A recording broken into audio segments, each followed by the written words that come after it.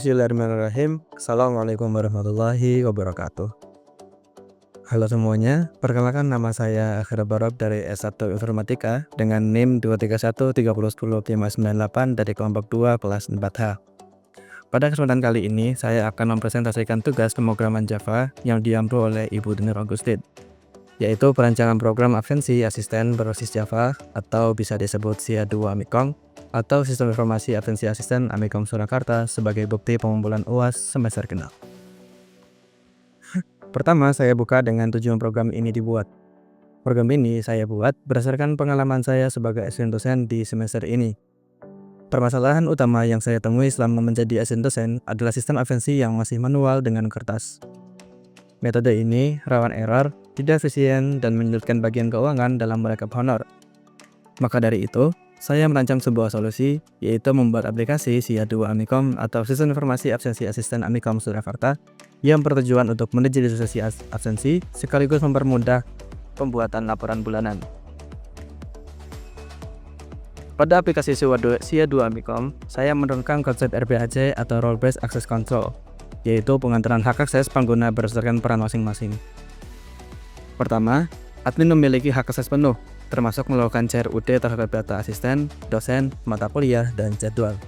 Selain itu, admin juga bertanggung jawab dalam pembuatan laporan serta perhitungan total honorium asisten. Kemudian, dosen difokuskan pada proses absensi. Mereka bisa melakukan input absensi, melihat rekap absensi, serta memfilter data berdasarkan bulan dan tahun.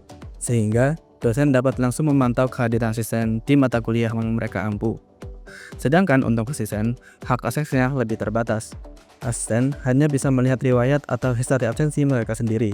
Hal ini penting untuk menjaga transparansi, di mana asisten bisa memastikan absensinya tercatat dengan benar tanpa bisa mengubah data.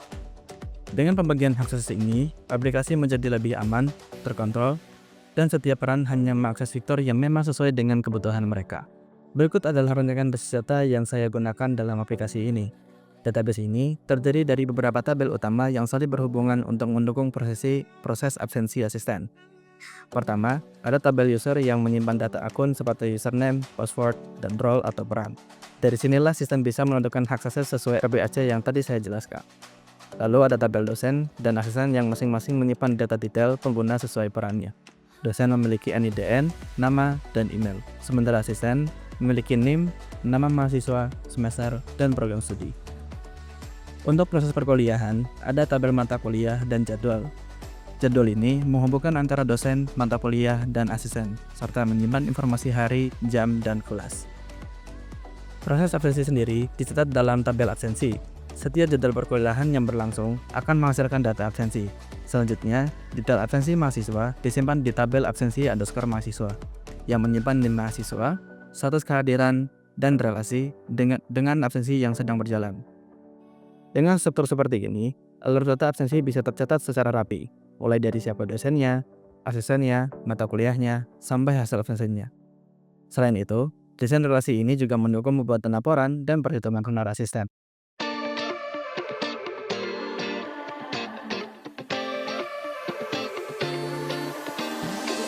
Kita lanjut kepada demo program yang saya buat, yaitu SIA2 Amikom. Namun sebelum kita masuk ke packages, saya akan berikan beberapa dependencies atau library yang saya gunakan.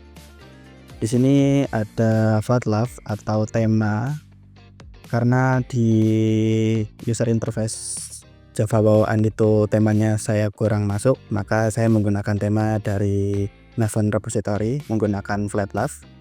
Kemudian di sini ada JCalendar, yaitu berisi palet. Karena bawaan Java tidak ada button untuk tanggal seperti memasukkan tanggal, bulan, dan tahun yang saya perlukan, maka saya mengimport libraries JCalendar. Dan tentunya di sini saya menggunakan MySQL connector yang berisi driver JDBC atau Java Driver Database Connection yang berfungsi untuk menjembatani di Java ke driver database yang diperlukan di MySQL, dan yang lainnya sebagai pendukung untuk libraries yang saya perlukan. Kemudian di sini di packages saya bagi menjadi beberapa packages agar lebih rapi penyusunan kelasnya. Di sini ada main, itu main app.java. Di sini berfungsi untuk mengatur tampilan yang menggunakan library Flatlife ya. Di sini saya menggunakan tema Flatlife. Kemudian di sini bisa menginisialisasi login frame atau memunculkan halaman login.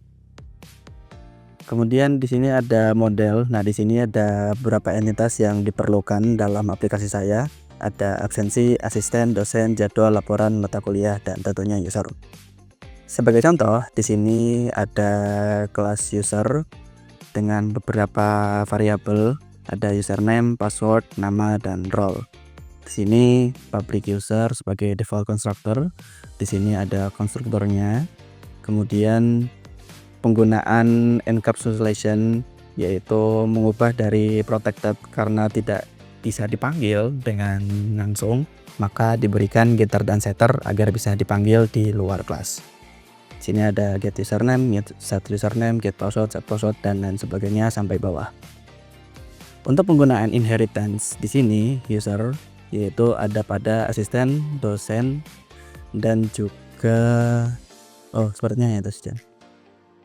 Untuk asisten di sini inheritance-nya atau penurunan kelasnya dari user. Kenapa saya menggunakan inheritance? Karena program yang saya buat, setiap admin atau user menambahkan asisten atau dosen, maka secara otomatis name atau NIDN itu menjadi password dan username. Seperti itu. Nah, di sini ada beberapa entitas yang diperlukan seperti ID asisten, name, nama siswa, semester, program studi, dan sama seperti user tadi ada konstruktor, ada getter dan setter juga. Sama juga pada dosen, di sini juga menggunakan inheritance di kelas user. Di sini menggunakan super karena user sebagai super kelas. Jadi di sini memanggil variabel yang diperlukan seperti username di sini. Ya. Menggunakan sama konstruktor juga menggunakan getter dan setter juga seperti yang sudah saya jelaskan di user. Dan semuanya sama, ada encapsulation dan beberapa yang menggunakan inheritance seperti asisten dan dosen, lalu semuanya juga menggunakan getter dan setter. Kita lanjut kepada DAO atau Data Access Object. Di sini berfungsi sebagai kelas yang bertanggung jawab dalam menjalankan query SQL untuk dimasukkan ke PHP MyAdmin atau di MySQL-nya. Seperti contoh kita masuk ke user DAO. Di sini tentunya ada database connection ya. Oh ya, sebelum itu database connection ini bisa dilihat di sini untuk memanggil JDBC-nya atau drivernya menggunakan MySQL connection tadi. Di sini saya menggunakan database online dan juga offline. Kalau misalnya offline harus menyalakan exam ya, atau tidak, karena kalau tidak dijalankan maka tidak bisa berjalan aplikasinya kecuali dipindah ke online. Nah, di sini untuk user DAO, di sini ada method login untuk melakukan login ya dan menselect query dari beberapa yang diperlukan seperti ID user, username, password, nama lengkap sampai user ini tadi. Nah, terus bagaimana untuk menambahkan usernya? Ada pada asisten DAO. Asisten DAO ini itu ada beberapa seperti get all assistant, yaitu memunculkan semua data di tabel asisten yang akan dimasukkan ke dalam tabelnya. Kemudian di sini ada get assistant by NIDN. Jadi setiap dashboard itu saya berikan beberapa dashboard seperti dashboard admin, dosen, dan juga mahasiswa. Dan sini untuk get assistant by NIDN dipakai di dashboard dosen yang akan saya demokan nanti setelah ini. Sama juga seperti get assistant by NIM, ini untuk dashboard mahasiswa. Nah, di sini untuk insert assistant, pada metode ini saya memasukkan dua query. Yang pertama ada insert into user untuk memasukkan user di tabel user. Lalu kemudian ada insert assistant untuk menambahkan data ke tabel asisten. Bagaimana caranya bisa sama? Karena program yang saya buat seperti tadi yang saya katakan sebelumnya, bahwa setiap admin yang memasukkan asisten atau dosen itu menjadi akun username menggunakan NIM dan NIDN masing-masing. Dengan menggunakan getter NIM juga getter NIM juga sama. Nanti di dosen juga itu juga sama, hanya saja mengubah getternya menjadi get NIDN dan juga get NIDN karena defaultnya username dan password adalah NIM atau NIDN masing-masing. Kemudian di sini ada metode untuk update dan delete untuk yang tadi CRUD-nya. Ini untuk query update-nya dan ini untuk delete sessionnya. Dan semuanya sama penggunaan metodenya. Untuk CRUD-nya hanya saja tinggal mengubah nama tabel dan nama kolomnya saja. Kita lihat sini juga untuk di jadwal sama. Ini ada get all atau mengambil semua data jadwal. Ini mengambil jadwal by NIDN. Ini berfungsi untuk di dosen admin ya. Di dashboard dosen, sorry. Di dashboard dosen dipakai menggunakan get jadwal NIDN. Kemudian di sini ada insert juga, update dan delete seperti itu. Kemudian di sini ada beberapa panel dalam absensi.panel. Di sini berfungsi untuk menyimpan tampilan dari absen dan juga untuk menginisiasi user interface-nya seperti saya contohkan di panel asisten saja. Nah, di sini ada beberapa input seperti ada NIM, nama siswa, semester, program studi. Di sini sudah ada beberapa pilihan di program studi, tentunya di sini Kampus Surakarta, dan untuk tombol inisiasi CRUD-nya tambah, edit, hapus atau batal. Dan kemudian di sini ada beberapa metode yang diperlukan seperti load tabel menggunakan metode get all assistant seperti di asisten DAO.java. Di sini ada metode menonaktifkan button. Ini untuk menonaktifkan beberapa button yang tidak seharusnya aktif saat memasukkan beberapa CRUD-nya tadi. Lalu di sini menggunakan get total asisten ini untuk menginisiasi jumlah asisten yang ada di sini. Seperti ini. Nah, untuk btn tambahnya saya menggunakan beberapa variabel seperti NIM, nama, semester, prodi. Sama juga mengambil dari txt NIM, dari txt mahasiswa, txt semester, CMP program studi yang ada di sini 1, 2, 3, 4. Kemudian ada validasi input kosongnya. Kalau misalnya kosong tidak bisa dilanjutkan dan semua data harus diisi.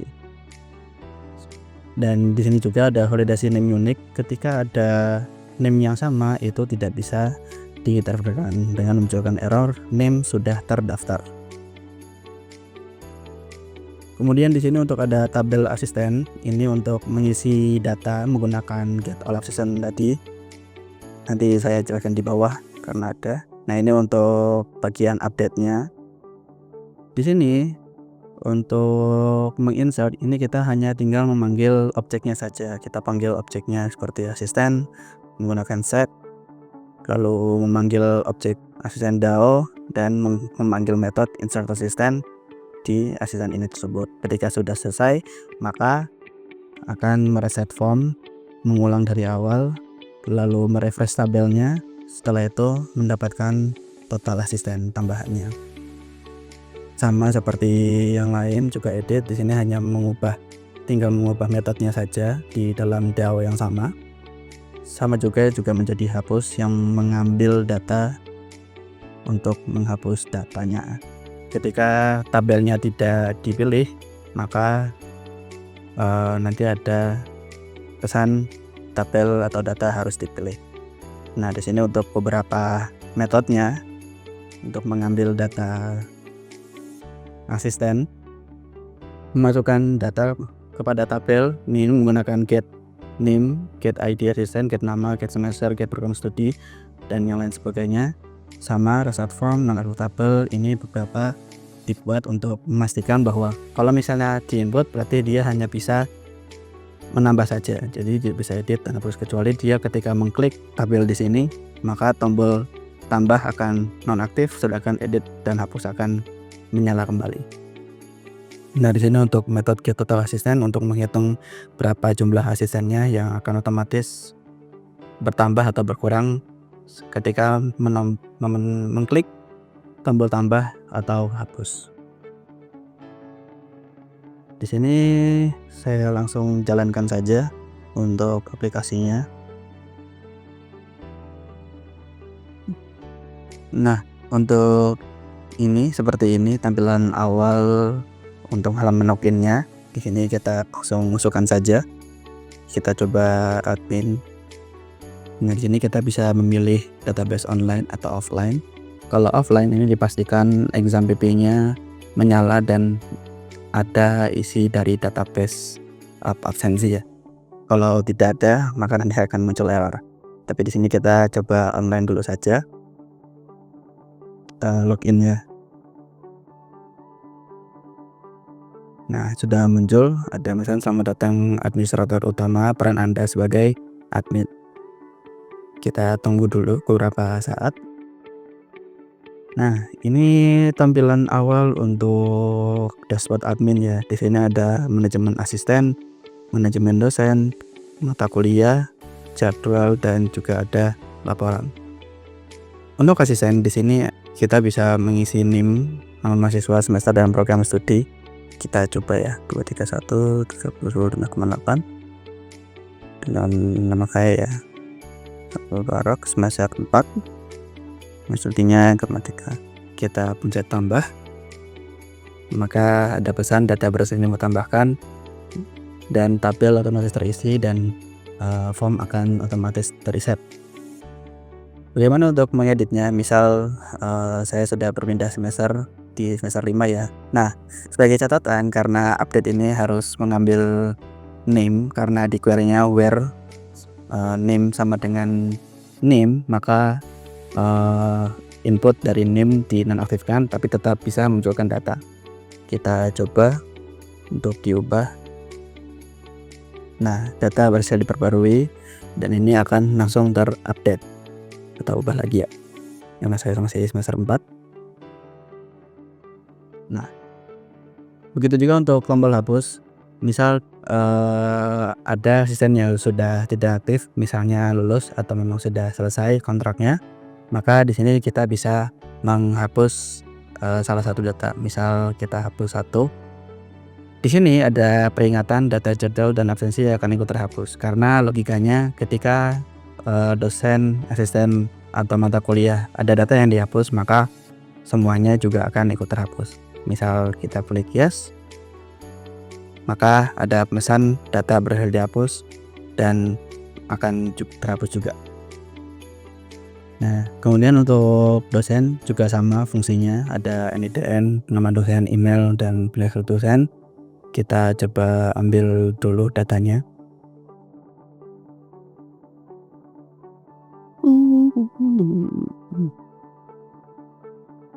Nah, di sini saya sudah menyiapkan beberapa data dosen. Sini coba memasukkan dari dosen Bang saya. Bersama dosennya. Jadi ada emailnya. Dan bisa melihat satu dosen, ada dosen tetap dan dosen terbang. Kita tambahkan, memunculkan pesan yang sama ketika sukses ditambah. Nah, di sini juga sudah otomatis tertambah. Sama juga untuk edit dan hapus. Dan ketika mencet beberapa data di tabel, sama seperti di asisten, NIDN juga akan ternaktif tapi masih bisa menampilkan data seperti itu. Nah, sama juga seperti mata kuliah, kita coba memasukkan kode mata kuliah yang sudah terdaftar di Amikom. Lalu ada nama makulnya, jumlah SKS-nya ada 3, lalu di semester 4 dan di program studi informatika. Nah, pesan berhasil, maka langsung muncul di tabel. Kemudian di sini ada manajemen jadwal. Di sini kita tadi sudah menambahkan mata kuliah pemrograman Java. Di sini belum muncul karena memang di Java tidak bisa otomatis langsung. ketika ditambahkan tidak bisa langsung update di panel lainnya, maka kita bisa menekan tombol refresh. Seperti itu, baru di sini akan muncul nama mata kuliah yang baru kita isi tadi. Misal di jadwal kelas saya itu ada mata kuliah pemrograman Java di kelas 4H dengan dosen Ibu Tino Agustin. Di sini ada asistennya, misal kita pilih Mas Yasir di hari Rabu di jam 1. Maka kita tambah, maka data berhasil ditambahkan. Dan di sini sudah akan muncul pemrograman Java di kelas 4H, dosennya Ibu Tino dan asistennya siapa. Jadi kita coba, misalnya kita pilih lagi di kelas 4H Bu Tino, misal ada saya di hari Rabu juga sama di jam 1. Tambahkan. Nah, kita lanjut ke manajemen laporan. Di sini hasil dari absensi seharusnya didapat dari tabel absensi. Kita coba lompat dulu ya. Yes. Lalu kita masuk sesuai NIDN yang sudah saya jelaskan sebelumnya. Kita login, maka sudah otomatis ada nama dosen dan perannya sebagai apa. Lalu kita masuk ke panel absensi. Nah, di sini sudah otomatis ada jadwalnya, yaitu di sini ada pemrograman Java, terus ada asistennya siapa, dan di sini ada pilih tanggal. Seperti itu. Kita refresh dulu saja. Di sini kita pilih hari Rabu. Lalu kita coba Mas Yasir, kita sebagai contoh saja, kita coba input di hari Rabu ini ya. Tambah, maka data absensi berhasil ditambahkan. Kemudian tambah lagi, kita tambah lagi, kemudian tambah lagi. Oke, kita coba data di bulan kemarin ya, sebagai contoh. Kita tambah, ya tambah. Oke, seperti yang saya jelaskan sebelumnya, di sini ada fitur filter, di mana bisa memfilter data absensi sebagai kapan ya. Kita coba filter. Nah, di sini sudah muncul di bulan Agustus saja. Kemudian tadi kita coba di bulan Juli. Nah, di sini sudah otomatis terfilter sesuai dengan bulannya.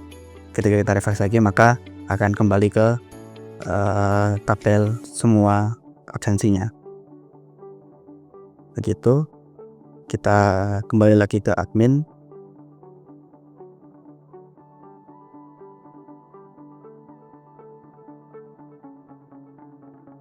Nah, hasil dari absensi tadi kita bisa lihat, misal tadi kita coba Mas Yasir di periode Agustus 2025, kita tampilkan data. Nah, di sini outputnya yang sama seperti yang saya dapatkan ketika menjadi asisten dosen. Di sini di bulannya, di situ ada daftar tabel atau daftar mahasiswanya dan mata kuliah, kelas, tanggal, dan statusnya. Nah, di sini ada semacam stroke.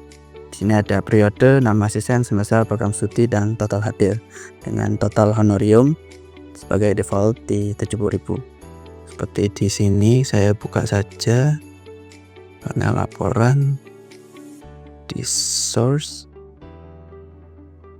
get data. Nah, di sini untuk perhitungannya in honor per kehadiran dikali 10.000 gitu. Bagaimana dengan mahasiswa? Kita coba ya di mahasiswa, di saya dibayar.